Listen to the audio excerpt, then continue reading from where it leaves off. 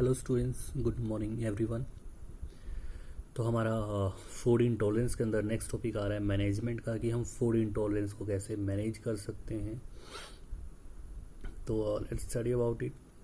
Individuals can try minor changes of diet to exclude foods causing obvious reactions, and for this may be done without the need for professional assistance.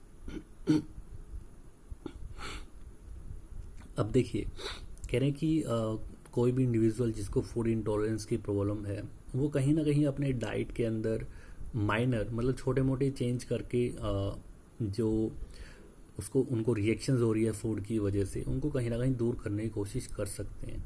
और इसके लिए उन्हें किसी professional की ज़रूरत भी नहीं होगी। कोई प्रोफेशनल उनको असिस्ट करे इस चीज़ में, उसको बताए कि हाँ ये आपको करना चाहिए या नहीं करना चाहिए, वो खुद भी कर सकते हैं। Food sensitivities may not be noticed for hours or even days after one has digested food. जो फूड सेंसिटिविटी है जरूरी नहीं है कि एकदम से हो जाए, क्योंकि फूड इंटॉलरेंस का उन्हें पता था कि काफ़ी टाइम बाद हो सकती है, इंस्टेंटली शायद ना भी हो। तो हो सकता है कि आप कुछ घंटे बाद उसको रियलाइज़ ना, मतलब जल्दी रियलाइज़ ना करें, कुछ घंटे बाद करें, या फिर कुछ दिन बाद रियलाइज़ करें जब आप फूड को डाइजेस्ट कर चुके होते हैं।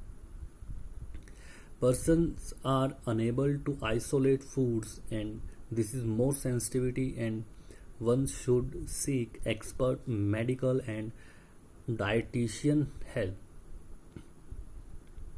जो इंसान हैं वो कहीं ना कहीं फूड को आइसोलेट नहीं कर पाते हैं, और ये ज़्यादा सेंसिटिविटी है, सेंसिटिव केस है। और एक इंसान को इसके लिए कहीं ना कहीं जो एक्सपर्ट है मेडिकल और डाइटिशियन हेल्प में, उसकी कहीं ना कहीं फिर हेल्प लेनी पड़ती है। The dietetic department of a hospital is a good start.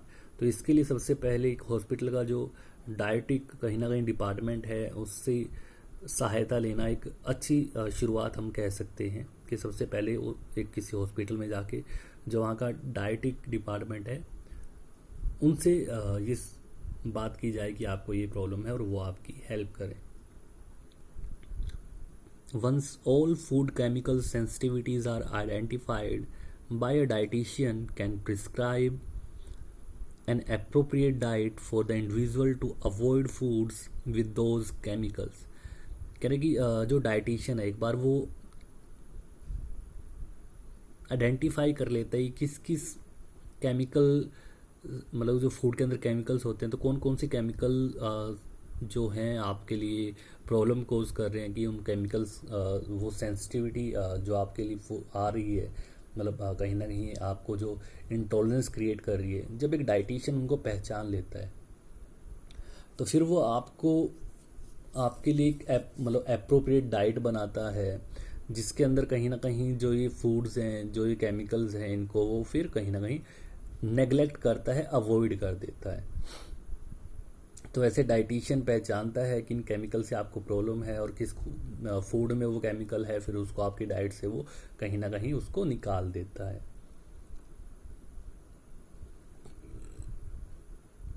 After all these years of being told false information by family, the media, and even some healthcare practitioner, so many people still believe some of the most common food myths to be true.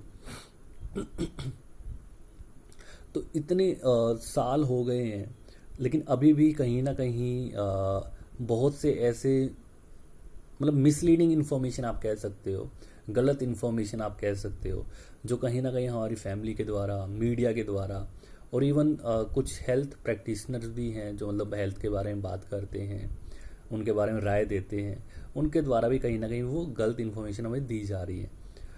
और जो ये बातें हैं, कहीं ना कहीं इंसान भी उसमें मानने लगते हैं कि हाँ ये बात सच है, पर ऐसा नहीं है। तो इनमें पहली बात आती है, चॉकलेट इज़ एन एफ्रोडीजियक। अब एफ्रोडीजियक का मतलब आप इस वे में समझ लीजिए कि कहीं ना कहीं आपको बहुत ज़्यादा एनर्जी प्रोवाइड करता है, बट ऐसा कुछ भी नहीं है। So the idea that chocolate is an aphrodisiac has been around since the 80s, and that's probably why the box upon box fly off from the shelves. कह रहे कि ये आइडिया कि जो चॉकलेट है एक एफ्रोडीजियक फूड है, ये लगभग 1980s के आसपास से चला आ रहा है, और इसीलिए कहीं ना कहीं जो चॉकलेट है वो इतनी खाई जाती है.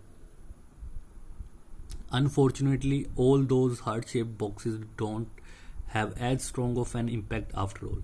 लेकिन जो कहीं ना कहीं कह रहे हैं कि चॉकलेट है इसका इतना ज़्यादा इम्पैक्ट नहीं है. Studies haven't been able to prove a solid link between chocolates and, but that doesn't mean the placebo effect isn't still going strong. कह रहे कि जो स्टडीज़ की गई चॉकलेट के ऊपर उन्होंने कभी ऐसा प्रूव नहीं किया कहीं ना कहीं. इन शॉर्ट अगर बात करें कि जो चॉकलेट है वो आपको एनर्जी प्रोवाइड करती है. Second is eating fat makes you fat.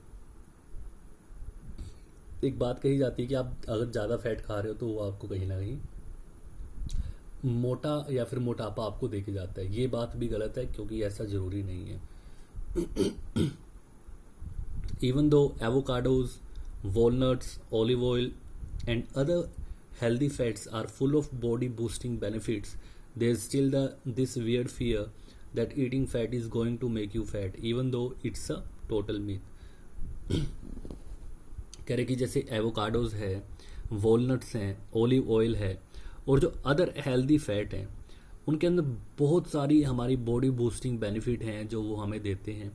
लेकिन फिर भी एक मतलब वियर्ड सा डर है जो हर किसी को मतलब सताता है कि अगर आप फैट को खाओगे तो वो आपको फैटी बना देगा, आपको मोटा बना देगा, जबकि ये टोटली एक कहीं ना कहीं मिथ है, एक गलत धारणा है.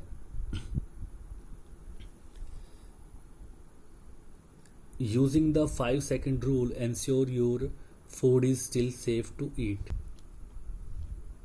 तो ये मिथ क्या है कि कई बार ऐसा होता है कि खाना फ्लोर पर गिर जाता है, तो कह रहे कि विद इन 5 सेकेंड अगर हम खाने को खा लेते हैं तो वो फिर भी सेफ रहता है खाने के लिए. ये भी एक टोटल मिथ है. क्यों? देखिए, the 5-second rule has saved you from having to remake your food plenty of times. कह रहे कि जो 5-second रूल है वो कहीं ना कहीं आपके खाने को बचा लेता है, आप मतलब उसको सेफ रखता है, पर ऐसा कुछ नहीं है. Bad news, though despite the world thinking food is safe from the germy floor as long as it's picked up within 5 second is a total myth. लेकिन बहुत बुरी खबर है. क्यों?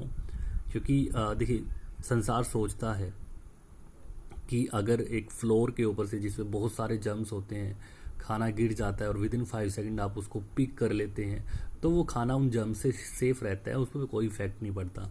लेकिन ये भी कहीं ना कहीं एक बहुत बड़ी गलत धारणा है जिसको हम मानते हैं ऐसा नहीं है. क्यों नहीं है? देखिए, unfortunately it only takes a very small fraction of 1 second for bacteria to contaminate your food. क्योंकि आपका जो खाना फ्लोर पे गिरा है उसको कहीं ना कहीं आप कह लो कि दूषित करने के लिए, कंटेमिन करने के लिए सिर्फ 1 सेकंड का ही टाइम चाहिए होता है बैक्टीरिया को. क्योंकि जैसे ही वो फ्लोर को छुएगा बैक्टीरिया उस फूड को कहीं ना कहीं उसके अंदर चला जाएगा. इतना फास्ट एक्शन होता है और उसके बाद वो खाने लायक नहीं रहता है. There is no way you could pick up it up in time to save it. तो ऐसा हो ही नहीं सकता कि भाई आप उसको बचाने के लिए टाइम रहते उसको बचा पाए, मतलब उसको फ्लोर पे गिरने ही ना दें. आपके हाथ से गिरा पर फ्लोर पर पहुंचने से पहले ही आप उसको पिक कर लें, ऐसा पॉसिबल नहीं है. Unless you have flash super hero speed. Flash एक करेक्टर है, एक हॉलीवुड सीरीज आती है और यू कैन से एक सीरियल आता है, उसके अंदर एक करेक्टर है जो काफ़ी फास्ट दौड़ सकता है. तो उसकी बात यहाँ पे कर रहे हैं कि अगर कम से कम आपके पास उस जैसी स्पीड हो तभी आप ऐसा कर सकते हैं. If you still want to try your luck do keep your floor super clean and hope for the best. लेकिन फिर भी अगर आप अपने जो लक को आजमाना चाहते हैं तो उसके लिए पहले अपने फ्लोर को बिल्कुल क्लीन और साफ रखिए तो शायद उससे आपको हेल्प मिले, लेकिन तब भी वो आपकी हेल्प नहीं कर पाएगा, क्योंकि अगर फ्लोर कभी इतना साफ़ हो ही नहीं सकता कि उस पर जम्स बिल्कुल ख़त्म हो जाएं, जम्स तो रहेंगे, और जम्स रहेंगे तो फ्लोर पे अगर खाना गिरता है तो वो भी कहीं ना कहीं ख़राब हो जाता है. So that's all for today students. Thank you everyone.